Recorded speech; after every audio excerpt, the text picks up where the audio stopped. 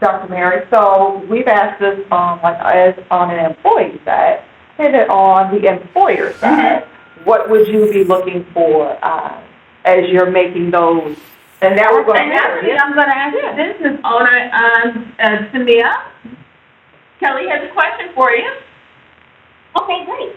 As a business owner, when you have an open position that you're looking for, and you're doing different interviews, what are some of the qualities that you look for when you're doing that interview that you specifically look for, or that are key factors that turn you off and say, no, this is not somebody immediately that I'm going to look for, or somebody on the opposite side, somebody that I think will be able to fit the position that I'm looking for.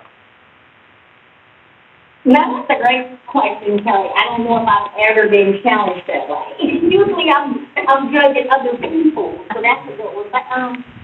But what we do with the transportation, and we're on one right now, so you know anybody in Atlanta. But what we do with transportation, I'm always looking for somebody who's reliable. So anybody who shows up to one of the interviews already an hour late, 45 minutes late, looking disheveled, it is a no. Because you're going to do that same thing, I feel, when you're hired. And for what we do, reliability and punctuality is the number one thing we look for. So I really look for something like that. The funny thing is, I don't worry about what somebody wears because I think that's something that can be guided. I know we spend a lot of time when we're interviewing for corporate America, how does that person present themselves in appearance?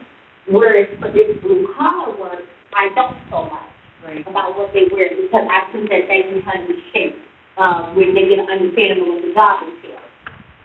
Ms. Cruz, can I ask? What about if someone showed up with their pants hanging down?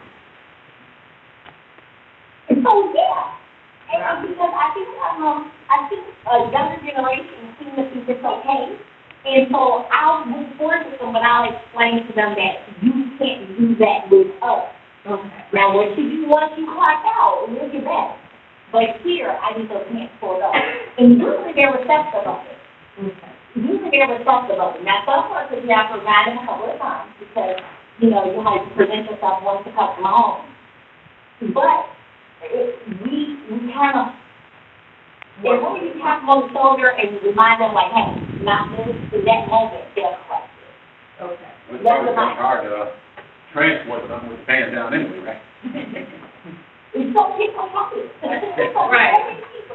They don't just tap on the shoulder and be like, hey, you can't do this, you can't do that. Then they're pretty much okay. But if you give me some reliability and you're pretty punctual, and you still have a basic understanding, I think for the most part, everything is going to be taught.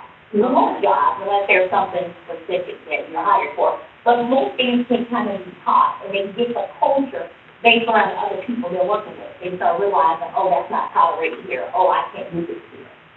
Okay. Well, thank you. Any other questions or anything that anyone want to discuss before we close out? Just one, because Camille brought up something about having her workers be reliable, punctual, dependable, and then I think Kelly, Victoria said something about young adults. Mm-hmm. And so my question is, how do you feel? Because I have opinions, what we're used to, they're not used to. And how are you, I think Camille kind of talked to her, with you hiring for different positions. What are some of the challenges that you have faced? Okay. Well, I hired been in staffing for over 16 years, those of you who know me. And so we hire for different industries. So I talk to a lot of different people from different backgrounds. So one of the things that I'm faced with, of course, is, and I'm going to throw this out here, is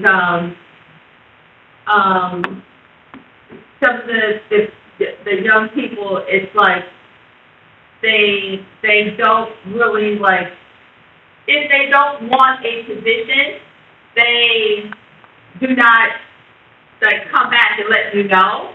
They tend to ghost you or if they decide to leave a position, instead of resigning, they tend to just quit. Yes. So, us being old school, I try to coach my young people on how to resign properly from a job. Always say, grass not always green on the other side, and don't burn your bridges, what mom and them used to say to us.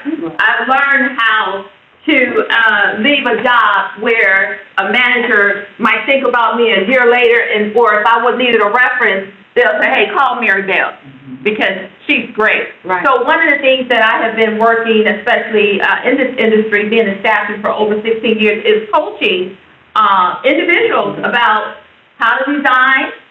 If you decide to decline a position, do it professionally. Don't just ghost me. Don't call me back. And then you might have another position that you accepted, but you didn't know how to tell me no. But then 2 weeks later, you don't like that job. Now you want to call me and you want to tell me, Miss Mary, I really wanted that job. Well, it's too late now, because Miss Mary, remember how you treated the position, and you know it's all about your demeanor and how help me out, you guys, how you come across Communication yes. skills. So it's very important. Yes, It's respect. it's a whole other level now than it was when we were younger coming up. Right. Different.